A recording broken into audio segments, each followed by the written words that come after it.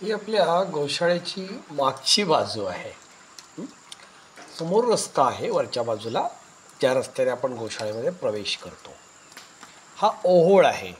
याला कोकणी भाषेमध्ये पर्या म्हणतात. पर्या पावसाळाभर वाहत असतो. आता मी गोशाळेच्या एका रूममध्ये उभा आहे आणि खिडकीच्या बाहेर किंचितसा माझा मोबाईल मी घेतलेला आहे.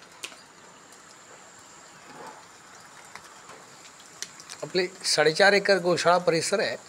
पुऱ्या 4.5 एकरच्या बाजूनी अख्खा पावसाळभर हा ओहोळ वाहत असतो किंवा पर्या वाहत असतो. आता हा तसा शांत चालला आहे, पण याच्यापेक्षा खूप जास्त पाणी आषाढमध्ये याच्यामध्ये असतं. पावसाळाभरच असतो हा. आता तर सलग 8 दिवस पाऊस थांबला तर ह्यातलं पाणी दिसेनासं होईल. आणि जितका जोरात पाऊस पडेल तितकं फास्ट कोकणात पाणी येतं. आणि वैशिष्ट्य म्हणजे फास्ट पाणी कमी पण होतं.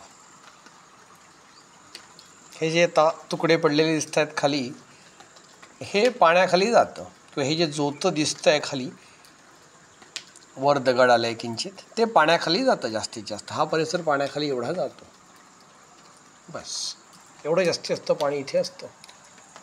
कोकणचं वैशिष्ट्य आहे पटकन पाणी येणं आणि पटकन पाणी कमीसुद्धा होणं. आम्ही एक 7-8 वर्षांपूर्वी हे खणलंसुद्धा आहे. पुढच्या बाजूला जरा अजून एक 0 लेवलपासून परत पुढच्या 0 लेवलपर्यंत एक 2.5-3 फूट खोल केलं पाणी टिकावं म्हणून.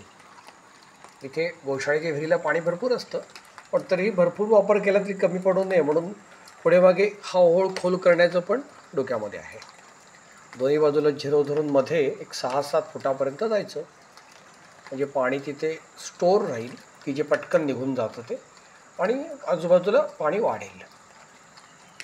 नक्की भेट द्या शेठ गोशाळा, रत्नागिरी, मंडणगडला. नमस्कार.